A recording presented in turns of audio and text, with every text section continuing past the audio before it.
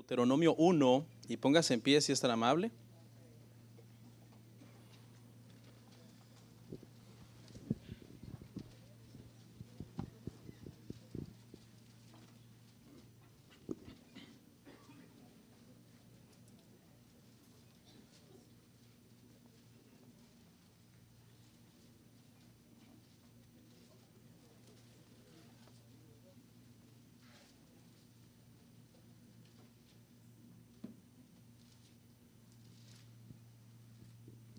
Deuteronomio capítulo 1, verso 1 al 3.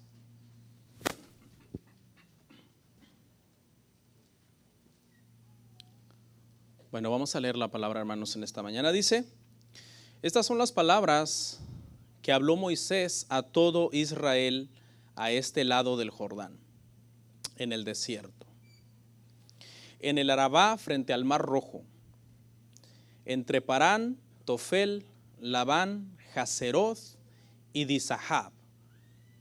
11 jornadas hay desde Horeb, camino del monte de Seir, hasta Cades Barnea.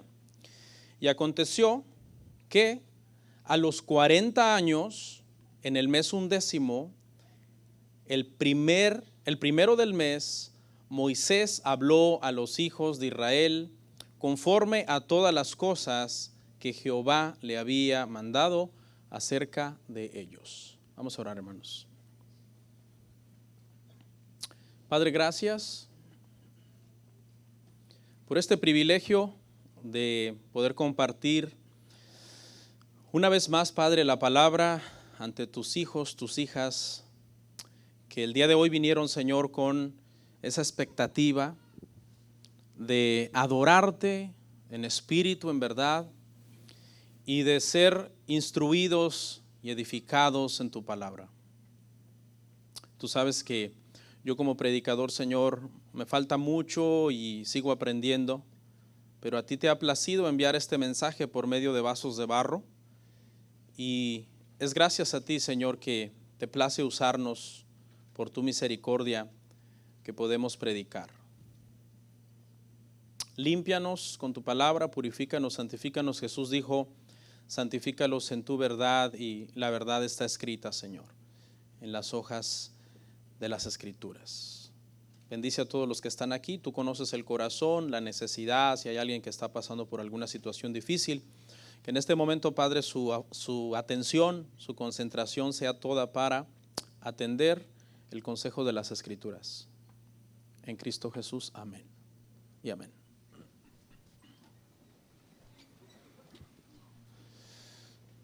Hermanos, bueno, gracias a Dios, el día de hoy llegamos a la parte final de nuestra serie que iniciamos hace 7 domingos atrás. Han sido 7 temas con el día de hoy y nuestra serie, hermanos, sobre el Pentateuco. Amén. Los primeros 5 libros de nuestra Biblia.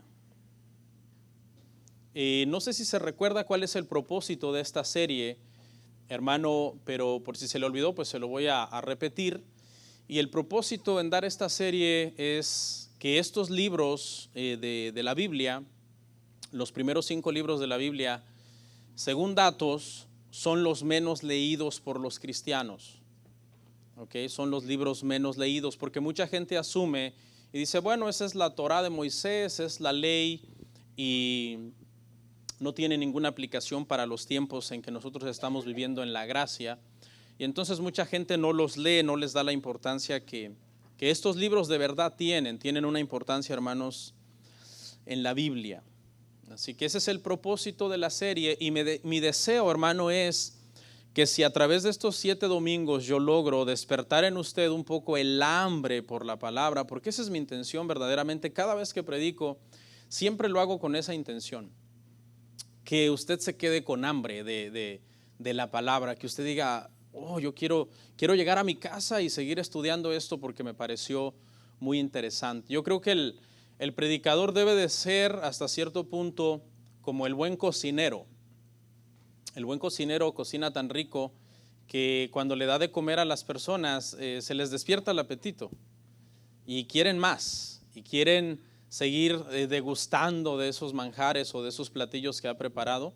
Y ese es el propósito, hermano, cuando se predica la Escritura, que usted se le despierte el hambre por la palabra. Amén. 5 primeros libros, desde Génesis hasta Deuteronomio, 5, y por eso se llama el Pentateuco, que dijimos en el tema 1 que esta palabra es una palabra griega que quiere decir los 5 rollos o los 5 libros o los 5 volúmenes, y entonces ahí fue donde se acuñó este término Pentateuco en el pasado, porque obviamente ese era el formato de los libros en el pasado. No eran como hoy, que los libros tienen una portada, tienen un lomo, tienen un contenido, tienen una contraportada y uno los abre y los lee en este orden. En aquel entonces era un rollo que se desenrollaba y se podía leer. Entonces por eso se llama, hermanos, el Pentateuco, los 5 rollos. Quiero contarles un poco acerca de una teoría que me pareció muy interesante, y de repente estas cosas no son así como algo doctrinal que tú digas, wow, ¿cómo me bendijo esta parte? Pero nos dan mucho entendimiento sobre las Escrituras. Y hay una teoría, hermano, que los eruditos han llamado la teoría del tetrateuco o la teoría del hexateuco. ¿Okay? Algunos eruditos dicen que en realidad no deberíamos estudiar en sí los 5 libros como un solo volumen, porque lo más correcto es que a los primeros 4 libros de la Biblia se les llame el tetrateuco. Tetra quiere decir 4. O sea, en lugar de penta, que quiere decir 5, que deberíamos de llamar a los primeros 4 libros de la Biblia el tetrateuco. Y la razón que dan es porque ellos dicen Deuteronomio es nada más una repetición de muchas cosas que ya se vio de Génesis a Números. Y de hecho hasta hay algunos eruditos que son un poco más liberales y se han atrevido a decir, el Pentateuco es algo que se escribió después del exilio, después de que los judíos volvieron de la cautividad babilónica, y lo escribieron con el propósito de hacer un resumen de los primeros 4 libros de la Biblia. Entonces en realidad son los primeros 4 libros de la Biblia los más importantes, y deberíamos estudiarlos entonces como un tetrateuco, como un compuesto de 4 libros. Esa es la razón por la que esta postura deja fuera Deuteronomio.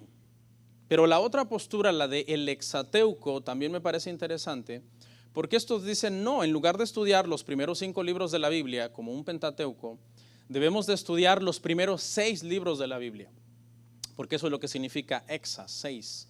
Un hexágono es una figura geométrica de 6 lados. Entonces, esta postura incluye a Josué.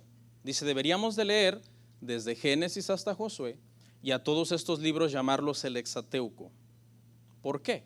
Porque esta postura incluye a Josué. Mientras que la postura anterior deja fuera Deuteronomio, esta postura incluye a Josué. Y la razón que dan los eruditos es que cuando nosotros leemos, hermano, la ley desde Génesis hasta Deuteronomio, Deuteronomio no acaba completando la conquista de la tierra prometida. De hecho, Deuteronomio termina un poco depresivo con la muerte de Moisés, con un pueblo bajo un nuevo líder que el pueblo de hecho todavía ni creen que Dios está con él, con Josué. Entonces esta postura dice, lo correcto es que estudiemos el hexateuco y que todas esas promesas que venimos rastreando desde el Génesis, donde se le prometió a Abraham que se le iba a entregar una tierra y que pudimos ver todo el éxodo y los 40 años en el desierto, lleguemos a un clímax en Josué viendo cómo esta tierra es conquistada. Me pareció interesante y creo que es un dato que debemos de considerar. De hecho, el día de hoy, cuando terminemos esta serie, lo más recomendable es que usted lea Josué. Porque si no, todo lo que hemos venido hablando desde Génesis se va a quedar en que en el último capítulo de Deuteronomio muere Moisés y ya no sabemos cuál es el siguiente episodio dentro de la promesa que Dios dio a Abraham de poder entregarles una tierra. ¿Ok? Bueno, vamos a entrar entonces al libro, hermanos. El libro, ustedes saben, todos los libros que hemos visto del Pentateuco tienen un nombre hebreo. Y ese nombre define a la perfección de qué trata el libro. Ya los nombres en español, después de que hubo una traducción del Antiguo Testamento al griego o también a lo que es el latín, los nombres ya cambiaron, ¿ok? Pero mire, Deuteronomio, hermanos, en hebreo significa, se dice Eleja de Barín, que acuérdese que los libros en el pasado llevaban el nombre de las primeras palabras, y Eleja de Barín, que es el nombre de Deuteronomio, quiere decir, estas son las palabras, que es precisamente las primeras palabras con las que comienza, hermano, el libro de Deuteronomio. A ver, repasemos un poco. En el principio es Génesis y se llama Bereshit. Ese es el primer nombre del primer libro del Génesis. Lo estudiamos, vimos que habla de la creación, habla, hermano, de los patriarcas, lo dividimos en dos, capítulo 1 al 11, vimos la creación, capítulo 12 al 50, vimos los patriarcas. Éxodo se llama Shemot, ese es el nombre que se usa para este libro de Éxodo, significa estos son los nombres, y precisamente trata de eso, trata de la salida. Dividimos el libro en dos, del capítulo 1 al 18, estuvimos hablando toda la salida del pueblo de Egipto, y luego del capítulo 19 al capítulo 40 vimos el pacto y todas las leyes que Dios le dio a Moisés. Levítico es Guayicra o Vallicra, cualquiera de los dos es correcto, y quiere decir Yahweh llamó. Es el nombre donde Dios llama a los levitas como si fueran prácticamente el primogénito de Israel, que es el que va a representar al pueblo ante Dios. La semana pasada vimos, hermano, Números. ¿Alguien se acuerda? ¿Esto está fresco? El nombre hebreo de Números.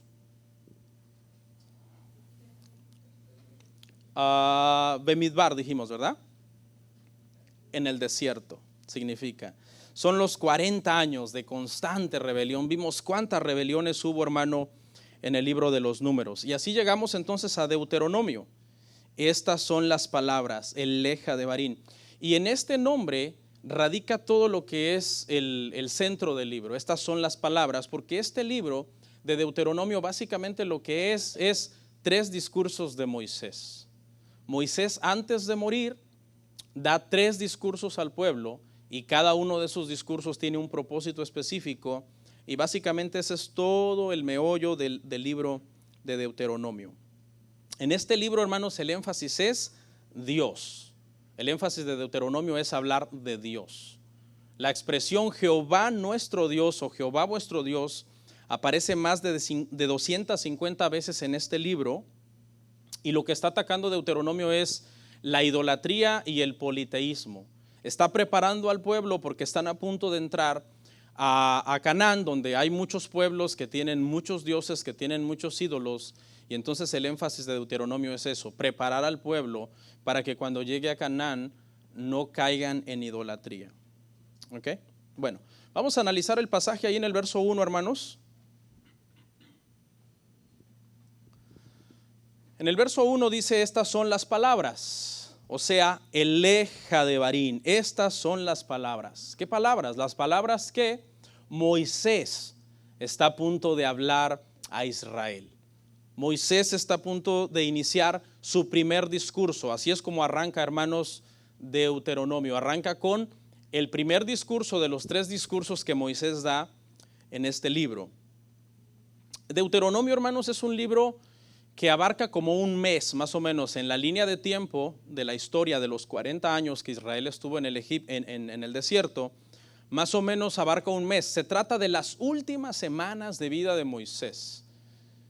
Moisés está a punto de morir, son sus últimas semanas de vida, y entonces antes de morir Moisés da 3 discursos con 2 propósitos. Primer propósito, recordarle al pueblo todo lo que Dios ya les ha prometido, todo lo que Dios ha hecho con ellos en el desierto. ¿Okay? Prepararlos a la nueva generación que está en el desierto para entrar en Canaán. Ese es el primer propósito, pero tiene un segundo propósito y es despedirse. Los discursos de Moisés son discursos también de despedida, porque usted sabe que el Señor le había dicho, tú no vas a entrar en la tierra prometida. Entonces, cuando él vio que estaban cerca, que solamente tenían que cruzar el río para comenzar la conquista, él supo, yo no voy a entrar, mi tiempo está cerca, hasta me falta poco para que ya el Señor pues cumpla lo que dijo, de que yo no entraría a la tierra, y obviamente el Señor se lo llevó. Los destinatarios, hermanos, de estos tres discursos, aquí podemos nosotros pensar un poco, son una nueva generación, una segunda generación de israelitas, y podríamos pensar que Moisés es un hombre de 120 años, ya se imagina cómo luce un hombre de 120 años, ¿no?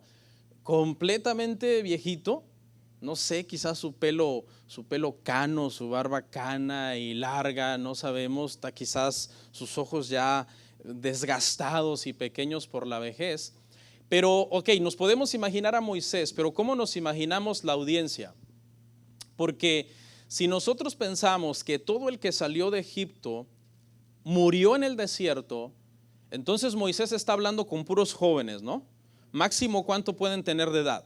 Máximo 40 años. Eso es lo que uno puede tender a pensar por lo que uno ha venido leyendo. Sin embargo, algunos comentaristas han dicho que es probable que cuando la Biblia dice que todos los que salieron de Egipto murieron en el desierto, se refiere a todos los que eran adultos, cuando salieron de Egipto. Y son los que deliberadamente, ya teniendo conocimiento, pecaron y se rebelaron en el desierto contra Dios. Si esta postura es correcta, entonces la audiencia no son personas meramente de 40 años como máximo. Podía haber personas de entre 40 y 60 años en la audiencia. O sea, todos los que salieron menores de 20 años, que son los que no fueron contados en el censo anterior, recuerde que en el censo anterior en Números se cuenta a todos los mayores de 20 años varones listos para salir a la guerra. Entonces todos estos es probable que eran muy pequeños, que eran muy niños cuando salieron de Egipto y entonces no murieron en el desierto. Me pareció una teoría muy interesante. Lo que sí sabemos es, hermano, que dentro de esta gente había dos hombres muy viejos. Uno de ellos era Josué y otro era Caleb. Ellos salieron, hermano, desde Egipto. Ya eran adultos cuando salieron de Egipto. Eso lo podemos ver porque cuando ellos van a hacer el trabajo de espionaje a la tierra prometida, dice que Caleb ya tenía 40 años cuando eso sucedió. Y apenas tenían como un año que habían salido de Egipto. Entonces Caleb más o menos salió, hermano, de Egipto como de unos 39 años. Entonces en la audiencia de Moisés está Josué, está Caleb, que ya son unos hombres de aproximadamente 80 años. Esta es la edad que ellos tienen justo antes de entrar a la tierra prometida. 11 jornadas dice que había desde Horeb hasta Cades Barnea. Esto era más o menos unos 240 kilómetros, puesto en millas para que nos ubiquemos, unas 150 millas. Y la expresión 11 jornadas quiere decir 11 días. De hecho, la Nueva Versión Internacional lo tradujo ya de esa manera. Vamos a verlo. Si usted no trajo esa versión o no usa, vamos a proyectarlo. Porque este verso de Deuteronomio 1:2 en la Nueva Versión Internacional lo traducen ya así, como 11 días. Dice, por la ruta del monte Seir hay 11 días de camino entre Horeb y Cades Barnea. 11 días. Era lo que más o menos Israel debió de haber tardado, hermanos, en llegar a la tierra prometida. No era realmente los 40 años que pasaron en el desierto. Sabemos que fue a causa de sus rebeliones, a causa de que Dios estaba purificándolos y estaba tratando de prepararlos para que entraran. Pero realmente no era un camino tan largo, sino que anduvieron, hermano, dando vueltas en el desierto. Aquí hay un dato, hermano, que nos ubica. Dice que esto sucedió en el año 40 de la salida de Egipto, ahí en el verso 3. El primer día del mes 11. O sea, en el año 40, el primer día del mes 11 fue que sucedió esto. Moisés comienza a dar su primer discurso al pueblo. Bueno, vamos entonces a entrar, hermano, a ver estos discursos brevemente. El primer discurso, hermanos, está ahí ubicado del capítulo 1, verso 6 al capítulo 4, verso 40. Vamos a leer Deuteronomio 1:6 al 8 únicamente. Aunque está contenido en toda esa porción, solamente vamos a leer Deuteronomio 1, 6 al 8. Dice: Jehová nuestro Dios nos habló en Horeb, diciendo: habéis estado bastante tiempo en este monte, o sea, ya 40 años. Volveos e id al monte del Amorreo y a todas sus comarcas en el Arabá, en el monte, en los valles, en el Negueb y junto a la costa del mar, a la tierra del Cananeo y al Líbano, hasta el gran río Éufrates. Mirad, yo os he entregado la tierra. Entrad y poseed la tierra que Jehová juró a vuestros padres, Abraham, Isaac y Jacob, que los daría a ellos y a sus descendientes después de ellos. Aquí surge una pregunta, hermano, en la teología, y es si todos los discursos que Moisés da en este libro son inspirados, si es palabra de Dios. La pregunta surge porque algunos dicen: ok, si Moisés solamente está repitiendo algo que ya Dios dijo en los 4 libros anteriores, entonces, ¿es esto inspirado? ¿Es esto palabra de Dios? ¿O Moisés simplemente está repitiendo algo que ya Dios les había dicho? Obviamente es inspirado, por eso está en la Biblia, porque todo lo que está en la Biblia es inspirado por Dios. Y la respuesta es que cada vez que nosotros, hermanos, nos apegamos a la Escritura y citamos lo que está escrito en un sano contexto, lo que estamos diciendo, por así decirlo, es palabra de Dios. Por eso es bien importante la prédica expositiva dentro de las iglesias, porque la prédica expositiva no da margen al error, a salirte y a comenzar a divagar y a decir cosas que ya no es lo que está escrito.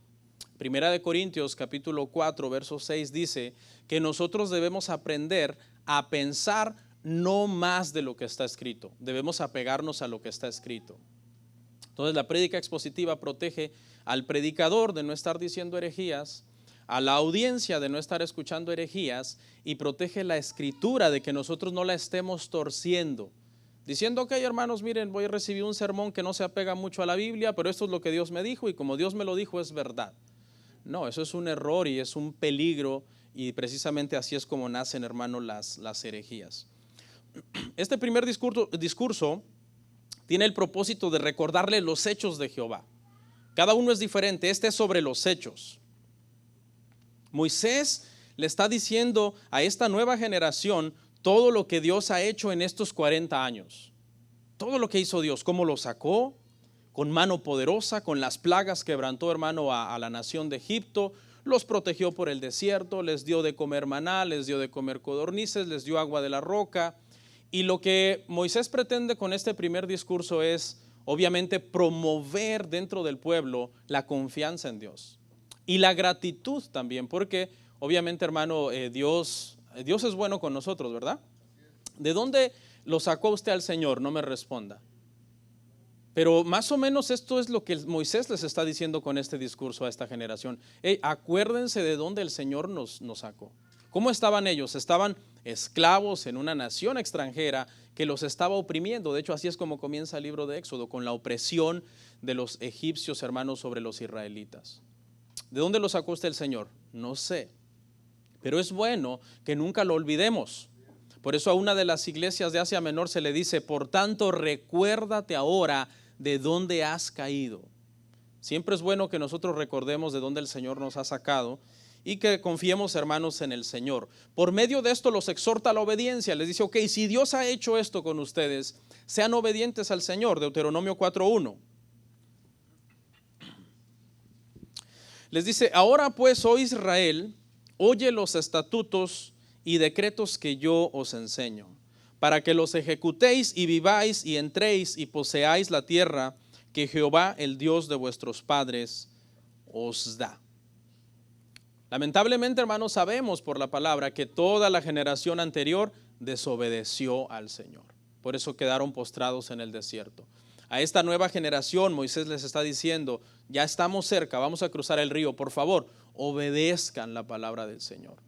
¿Por qué? Porque Él ha sido bueno con ustedes. Él los ha ayudado por todo este camino y conforme avancemos vamos a ver todos los beneficios que el Señor le dio al pueblo. El segundo discurso, hermano, porque no vamos a profundizar mucho en los tres, Está del capítulo 4, verso 44, al capítulo 26, verso 19. Y solamente vamos a leer un verso, Deuteronomio 4, 44. Este es el segundo discurso de Moisés. Esta pues es la ley que Moisés puso delante de los hijos de Israel. Aquí comienza el segundo discurso de Moisés. Y este discurso es sobre la ley de Jehová. En esta parte, en esta sección que va desde el capítulo 4 al 26, este segundo discurso abarca la mayor parte del libro, porque el libro solamente tiene 34 capítulos. Y entonces en esta parte, lo que está tratando Moisés es de recordarles la ley, lo que pasó en Éxodo 20. Acuérdense que Dios nos dio los 10 mandamientos. Yo estuve con Dios, yo hablé con Dios cara a cara, Dios nos dio los 10 mandamientos y les recuerda la ley para que ellos, hermano, obviamente practiquen la ley que la generación anterior ha quebrantado. Si viajamos en el tiempo y nos saltamos varios libros de la Biblia y llegamos a los reyes y a las crónicas y a los profetas mayores, sabemos que esta generación entró a la tierra prometida por pura misericordia, que llegaron allá, se mezclaron con todas las culturas paganas, practicaron idolatría, muchos pecados, pero por ahora Dios quiere que por lo menos los pocos días que faltan para cruzar el río obedezcan para que puedan cruzar y conquistar la tierra prometida. Es entonces un discurso, este segundo, sobre la ley, la recordación de los 10 mandamientos, las aplicaciones de muchas leyes diversas que vimos, por ejemplo, en Levíticos, que está lleno de leyes. Y el tercer discurso, hermanos, va del capítulo 29, verso 1, al capítulo 30, verso 20, pero solamente vamos a leer Deuteronomio 29, 1. Deuteronomio 29, 1 dice: estas son las palabras, el leja de Barín. Es el tercer discurso. Es la tercera vez que Moisés comienza, hermanos, a hablar con el pueblo y a dirigirse a ellos. Y es el último de los 3 discursos. Estas son las palabras del pacto que Jehová mandó a Moisés que celebrase con los hijos de Israel en la tierra de Moab, además del pacto que concertó con ellos en Horeb. Este es un discurso sobre el pacto. El primero fue sobre los hechos. Dios hizo esto con nosotros, obedezcamos al Señor. El segundo es sobre la ley. Esto es lo que Dios manda, obedezcamos esto. Esto es lo que Dios quiere que hagamos. Y este tercero es sobre el pacto. Acordémonos que pacto y ley, hermano, es diferente. El pacto es la promesa que hacen 2 partes y la ley son las cláusulas a cumplir por ambas partes. Entonces aquí se hace como una renovación del pacto. Hay 2 posturas, este versículo genera 2 posturas. La primera dice que este pacto es solamente una reafirmación del pacto que se hizo en Éxodo 20. Y hay una segunda postura que dice que este es un nuevo pacto. Me gustó esta segunda postura porque enseña que hace alusión al nuevo pacto que iba a venir en Jesucristo. Se basan en la palabra además. Si nosotros leemos cuidadosamente el versículo, mire lo que dice: estas son las palabras del pacto que Jehová mandó a Moisés que celebrase con los hijos de Israel en la tierra de Moab. En la palabra clave ahí es además. Además del pacto que concertó con ellos en Horeb. Esa palabra además puede significar encima de o como un plus de el pacto previo que ya se había hecho. La ley sigue siendo la misma, obviamente. Ya se la recordó en el segundo discurso. Pero el pacto es, ahora voy a hacer un pacto con ustedes para ayudarles, porque si yo no les ayudo por medio de este pacto, ustedes no van a entrar a la tierra prometida. Y básicamente lo que consiste este pacto es que Dios les cambia, por decirlo así, el corazón a los israelitas. Los ayuda, les da una fuerza especial para poder entrar en la tierra prometida. Que eso es básicamente el nuevo pacto. El nuevo pacto es un corazón de piedra que es removido de nosotros y en cambio recibimos un corazón de carne sensible, que es el que nos ayuda a cumplir con la ley de Dios. Vamos a verlo ahí en Deuteronomio 29, 4 al 6. Vamos a ver la diferencia entonces. Supongamos que esta postura es la que vamos a adoptar ahora, a manera de suposición.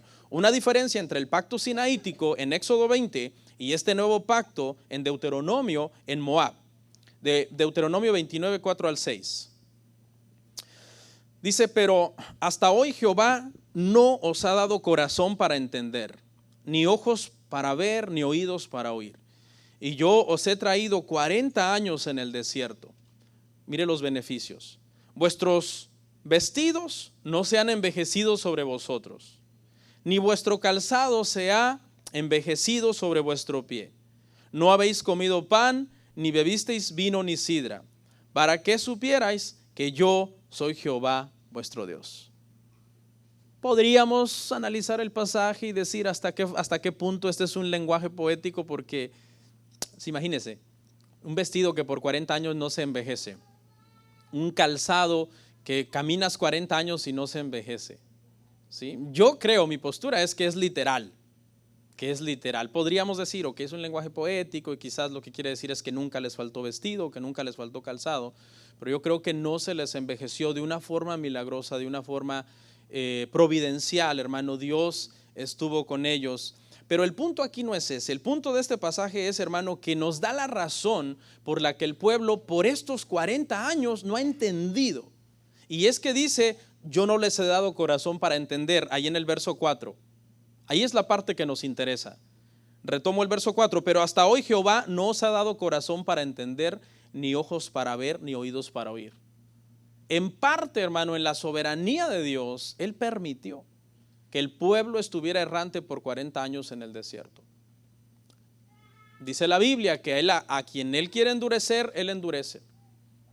Y en su soberanía Dios endureció al pueblo por estos 40 años. No entraron, su obstinación era constante, su rebeldía era constante. Obviamente eso no lo puso el Señor en ellos, eso estaba en ellos, pero ellos fueron endurecidos en parte, y en parte esta es una de las razones por las que ellos no entran, hermanos, a la tierra prometida. Pero ahora, después de este pacto en Moab, donde vuelve a hacer un pacto Dios con ellos, mire lo que les promete, verso Deuteronomio 36. Deuteronomio 36. Y circuncidará Jehová tu Dios tu corazón y el corazón de tu descendencia, para que ames a Jehová tu Dios con todo vuestro corazón y con toda tu alma, a fin de que vivas. ¿Sí? Esa circuncisión significa que todo lo que es pecaminoso y la tendencia pecaminosa es quitada. Eso es lo que pasa con el Evangelio. Este es un tipo, hermanos, del Evangelio. Eso es lo que sucede en la gracia. La naturaleza de pecado en nosotros es una raíz que sigue ahí, que se lleva hasta la tumba. Por eso todavía estamos propensos a fallar y a pecar. Pero lo que del corazón es echado es el deseo de pecar y el deleitarse en el pecado. Por eso es que la gracia, hermano, nos ayuda a nosotros a ser obedientes al Señor. Okay. La ley dice que fue dada para restringir el pecado, pero la ley no te daba esa fuerza de que tú dijeras, la ley me da la fuerza interna para poder cumplir la ley. No, pero en la gracia venimos entonces ahora con una nueva circuncisión hecha, dice la Biblia, no de mano, no en el prepucio de nuestra carne, sino hecha por Dios directamente en nuestros corazones. Y eso es lo que produce en nosotros un temor verdadero y reverente al Señor, hermanos. Este es el último discurso. Y cuando Moisés termina este discurso, Moisés prácticamente muere. Pero antes de morir, Moisés hace 3 cosas y quiero que las veamos brevemente, porque la primera cosa que Moisés hace antes de morir es, usted lo puede leer en su casa, todo el capítulo 32, es que Moisés hace un canto. O sea, Moisés muere feliz, hermano. Él muere cantándole al Señor. Él canta un himno. ¿Ok? Él muere, hermano, alabando y bendiciendo el nombre del Señor. Todo el capítulo 32 habla sobre este himno de Moisés. Y en este himno, Moisés le da gracias a Dios por su fidelidad, reconoce la elección de Israel que no era merecida, que Israel había sido elegido por la pura gracia del Señor, no porque fuera un pueblo mejor que los demás pueblos. Y alaba y adora, hermanos, al Señor en este pasaje. Entonces siempre debe de haber en nosotros, hermano, una actitud de adoración en nuestra vida. Por ejemplo, ¿de qué debemos de cantar los cristianos, hermano? Nosotros los cristianos debemos cantar del Evangelio, ¿no? Porque eso es lo que está cantando Moisés. Moisés está cantando, tú has hecho esto, tú eres poderoso, tú nos sacaste con alas de águila desde Egipto, y exalta la grandeza del Señor y le da gracias por sus favores y misericordias. Y eso es lo que nosotros en el Evangelio debemos de cantar. Una de las cosas, hermano, tristes que ha pasado en muchas congregaciones es que la adoración ha dejado de ser cristocéntrica. La adoración ha dejado de exaltar el evangelio de Jesucristo. Hay muchas alabanzas actualmente que lamentablemente cuando son pasadas a la luz de la Escritura o contradicen la Escritura o dicen cosas que ni siquiera están en la Escritura. Pero el verdadero canto de adoración, hermano, es reconocer la grandeza de Dios, reconocer lo que Él ha hecho por nosotros. ¿Y cuál es la obra más grande, hermano, que Dios ha hecho por nosotros? Es dar a su Hijo en la cruz del Calvario por nosotros. Por eso debemos de cantar del evangelio, de las buenas nuevas de salvación. La segunda cosa que hace Moisés, hermano, es bendecir a las 12 tribus. Todo eso está en el capítulo 33. Usted lo lee completo en su casa, el capítulo 33. Y Moisés, hermano, tenía muchas razones para estar amargado, ¿verdad? Con las 12 tribus. Porque, hermano, habían sido una constante cuchillito de palo sobre él. Moisés esto, Moisés lo otro, ¿para qué nos sacaste de Egipto? Pero Moisés entendió al final de sus días, hermano, que esta gente había sido escogida por Dios y Él los bendice. Él dice, bueno, Señor, son tu pueblo, ¿verdad? La epístola a los Corintios, hermano, es una de las epístolas en donde Pablo más bendice a los hermanos y es de las epístolas donde más pecado hay. Pastor, ¿por qué? ¿Por qué ese contraste? Bueno, porque los ministros del Señor deben de entender, hermano, que el pueblo que es de Dios, los que son escogidos del Señor y son del Señor, nosotros no podemos maldecirlos, porque son hijos de Dios. Nunca jamás permita usted que alguien le maldiga, que alguien le diga que le va a ir mal, ¿ok? Porque nosotros, ahora con esto tampoco voy al otro extremo, ¿no? Que usted solamente quiere elogios y que lo adulen, no. Siempre nos deben de decir la verdad en el amor de Cristo y siempre nos deben de hablar del evangelio, pero nadie te puede, por ejemplo, maldecir y decirte, hey, si te vas de mi iglesia te va a ir mal, cosas así, que está también muy de moda tristemente, ¿verdad? En las congregaciones. Pero Moisés muere entonces, hermano, cantando al Señor, muere bendiciendo a estas tribus, a este pueblo de Dios, porque él sabía que había una promesa sobre ellos, hermano. Y que Dios iba a cumplir esa promesa, que en sí esa promesa no dependía de la obediencia de ellos, la cual era imposible que estuviera ahí. Dependía del amor que Dios tenía por sí mismo y por el pacto que él había hecho. Y por último, hermanos, la tercera cosa que hace Moisés es, por último en esta parte, es que vio la tierra prometida. Todo eso está en el capítulo 34. Esos últimos 3 capítulos tratan de las 3 últimas cosas que hizo Moisés.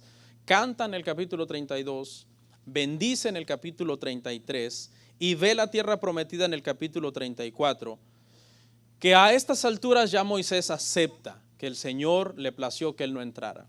Todavía en el capítulo 3 de Deuteronomio le hace el último ruego, Señor, ¿me puedes dejar entrar? Y el Señor le dice, no me hables de ese tema, ¿ok? Ya basta, yo ya te dije que no vas a entrar. Lo dejó callado. Aquí ya Moisés acepta la voluntad de Dios. Y Señor, esta es tu voluntad.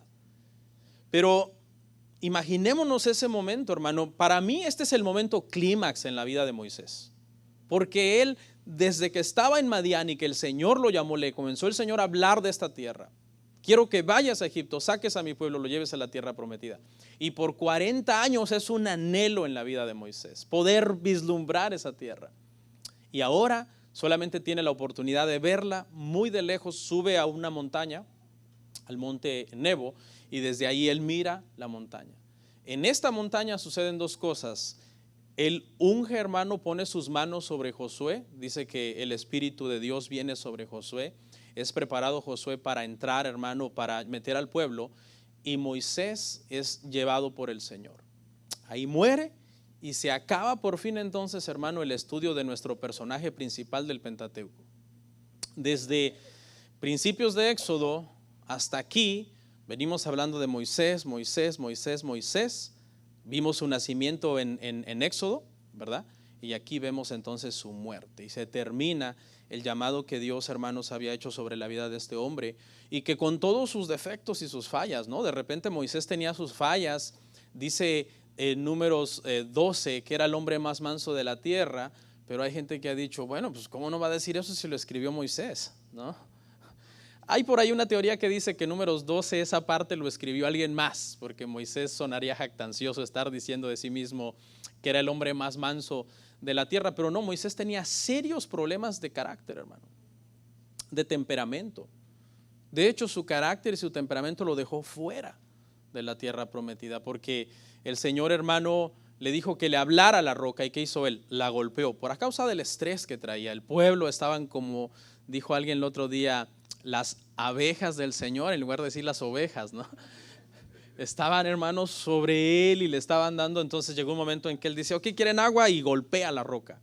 Y no la tenía que golpear, le tenía que solamente, hermanos, hablar.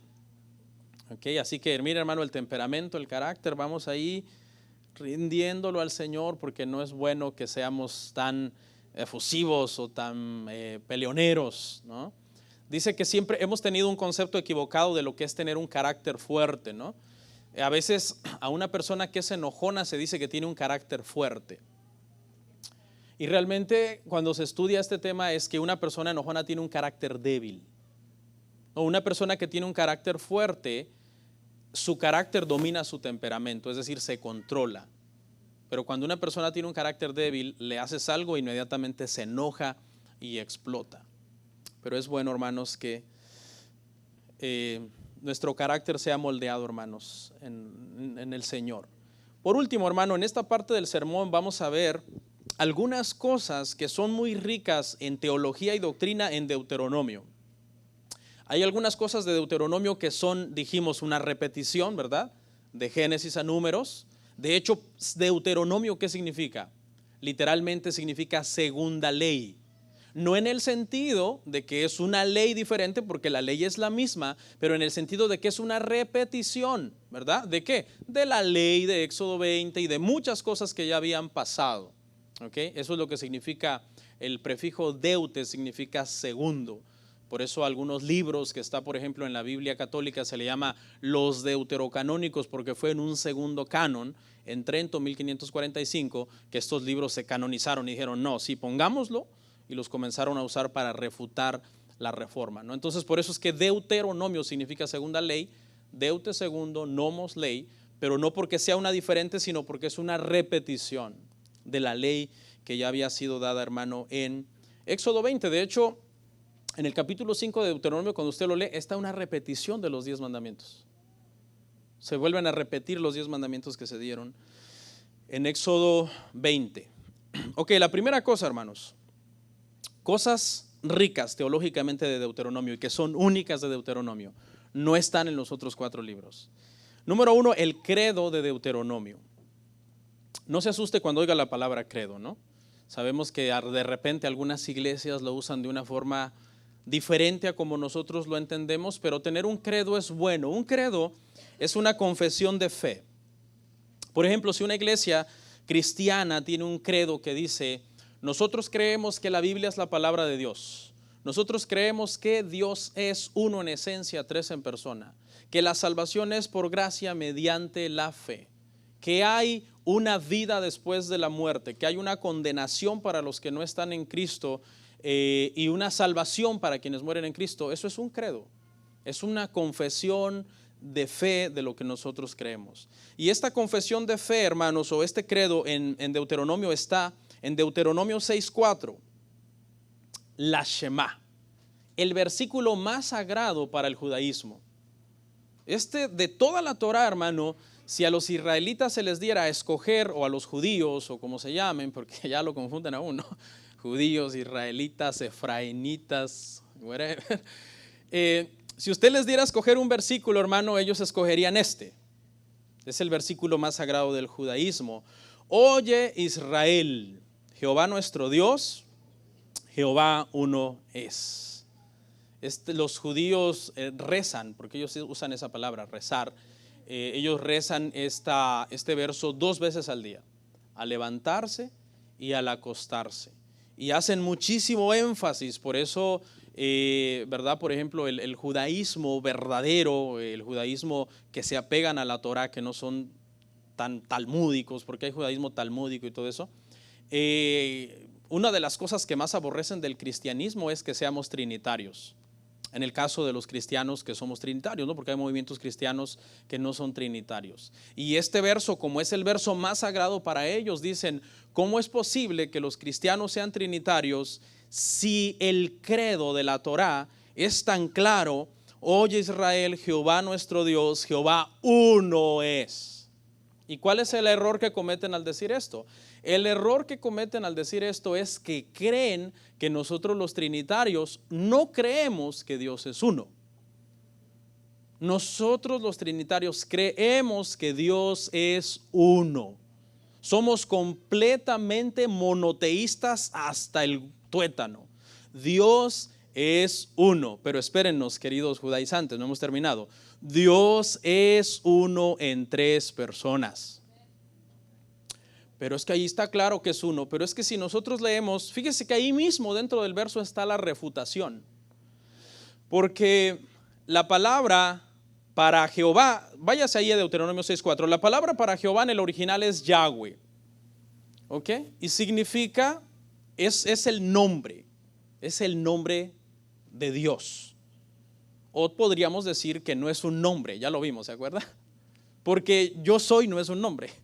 O Él es, en el caso cuando nosotros estamos diciendo Yahweh, Él es, no es un nombre. Si usted me dice, ¿usted cómo se llama? Le digo, yo soy, no le estoy diciendo mi nombre, ¿va? Le tengo que decir Bernardo, para decirle mi nombre. Entonces, ahí mismo, este mismo versículo habla de que en Dios hay una pluralidad. Léalo con atención. Y oye Israel, Jehová, Yahweh, nuestro Dios. ¿Dios qué es en el original? Elohim. ¿Y qué significa Elohim? Plural. Plural. En el principio creó Dios los cielos y la tierra. Bereshit bara Elohim. En el principio creó Dios, pero ese Elohim se traduce como Dios en singular. ¿Por qué el verbo bara está en singular? Pero realmente es dioses. ¿Ok? Y no estamos hablando aquí de un politeísmo, sino estamos hablando de una pluralidad en la persona de Dios, que obviamente nosotros no lo podemos llegar a comprender. Pero este es, hermano, el credo, el versículo más sagrado de toda la Torá. Si usted se quiere memorizar un versículo de la Torá, usted dice, bueno, ya acabamos el Pentateuco, me quiero memorizar un versículo, memorices este, ¿no? Es el más sagrado, ¿no? Obviamente usted no haga como los judíos todas las mañanas, Shema Yisrael, Yahweh Eloheinu, Yahweh Hat, como dicen ellos. No, usted sabe que en este versículo está el que nosotros creemos en un Dios en esencia, en tres personas, el Padre, el Hijo y el Espíritu Santo. Y la segunda parte importante, hermanos, teológicamente hablando de Deuteronomio, es la elección de Israel, la elección divina que Dios hace de este pueblo. Mucha gente cuando hablamos de elección piensa que la elección consiste en que Dios arbitrariamente elige a unos rechazando a otros. Y no se debe de entender así la elección, ¿no? La elección de Dios es, en el caso de Israel, porque Dios quiere usar a Israel como guardián de una verdad, no para excluir a las demás naciones, sino para incluir a las naciones y que las naciones puedan alcanzar la salvación por medio de Jesucristo que iba a nacer de esta nación. Por ejemplo, yo le voy a hacer una pregunta.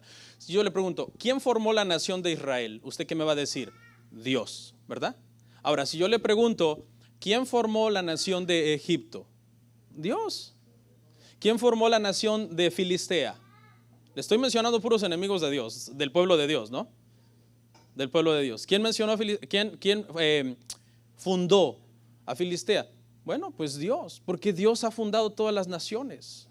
Todas las naciones y todos los reyes de la tierra, hermanos, son de Dios. Y el llamado y la elección soberana de Dios sobre Israel no excluía a las naciones, sino más bien en el plan de redención llama a esta nación para darles una verdad, que custodien esta verdad, que sean guardianes de esta verdad, pero para beneficio de todos los demás pueblos y naciones de la tierra.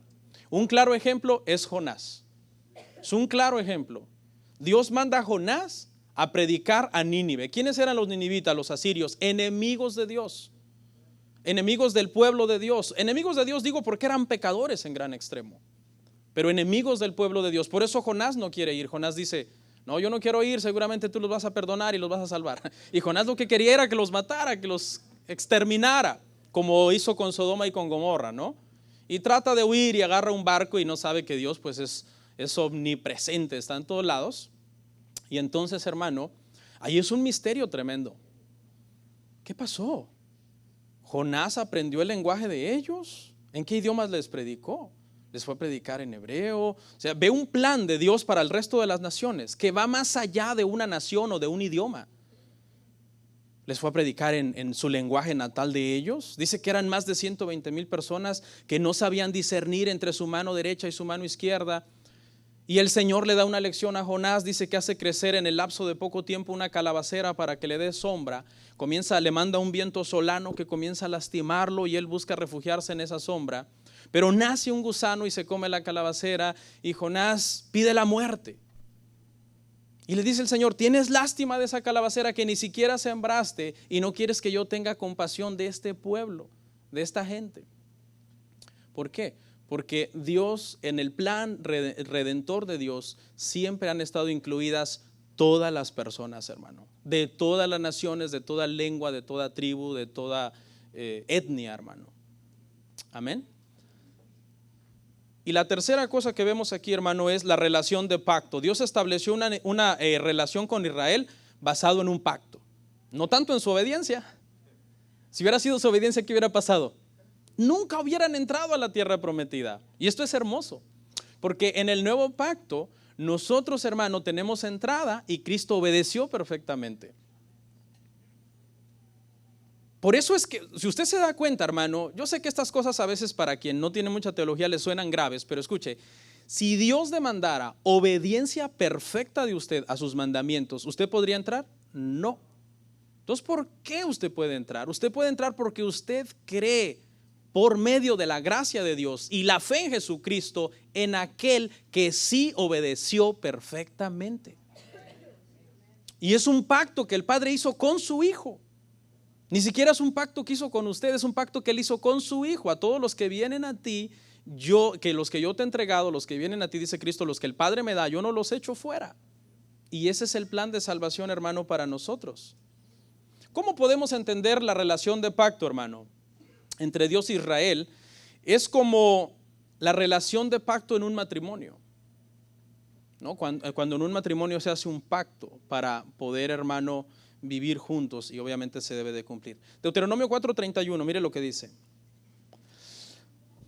porque Dios misericordioso es Jehová tu Dios, no te dejará ni te destruirá, ni se olvidará del pacto que juró a tus padres. Ahí está.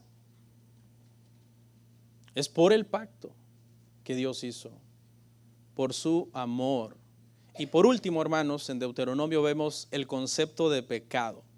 El concepto de pecado, hermanos, en Deuteronomio se maneja en el sentido de que Dios hace pacto con el pueblo, pero el pueblo tenía una tendencia a desobedecer las cláusulas del pacto, las leyes del pacto. Y entonces vemos una ilustración de esto en el profeta Oseas. ¿Okay? El profeta Oseas es mandado a casarse con una mujer de fornicación, Gomer. Y el Señor le dice: aunque ella te traicione, perdónala. Ve y recógela. Ella se va a ir detrás de sus amantes y va a fornicar. Pero Oseas, no importa el dolor que tengas, ve, recógela. Y eso es una perfecta ilustración, en este caso, de la relación de pacto que Dios tuvo con Israel. Dios hace un pacto con ellos, Él es fiel, Él no puede fallar. Él jamás iba a cometer adulterio. Como esposo estamos hablando figuradamente, pero Israel sí, porque su tendencia era esa, a desobedecer constantemente la ley, y constantemente estaban en adulterio espiritual, adorando a los dioses paganos, y Dios, en su papel de fiel a su pacto, los recogía. Les levantaba un juez, les levantaba un profeta, y se mantuvo entonces el Señor fiel hasta el final con ellos. ¿Para qué? Para que naciera Jesucristo y ahora nosotros estemos en una nueva relación de pacto con Él, que es el esposo, es el novio. Nosotros somos la iglesia. Todavía tenemos debilidades como las que tuvo Israel, pero gracias a Dios nosotros estamos en un pacto nuevo por la obediencia de Jesucristo. Ahora, ¿es esto libertad para irnos a pecar? No, porque la verdadera salvación trae santificación. Si no hay santificación, se puede cuestionar, hermano, la salvación de cualquier persona. Para concluir, hermanos, Deuteronomio es un libro muy, muy importante. Es de los 3 libros más citados del Nuevo Testamento. Los 3 libros más citados en el Nuevo Testamento son Salmos, Isaías y Deuteronomio. Deuteronomio es el libro favorito de Jesús. Jesús cita Deuteronomio para vencer las 3 tentaciones. Y durante el paso de los años, este libro ha sido, hermanos, de gran consuelo para todos los cristianos que podamos leer y meditarlo y ver la fidelidad de Dios para su pueblo. Como al final logró, hermanos, meter al pueblo a la tierra prometida. Y bueno, si usted quiere conocer el desenlace de esta historia, entonces haría bien en decir, ok, por un momento voy a creer la teoría del Hexateuco y para que complete esta historia voy a leer Josué. Haga eso esta semana, lea Josué y entérese cómo desenlaza el Pentateuco. Vamos a orar.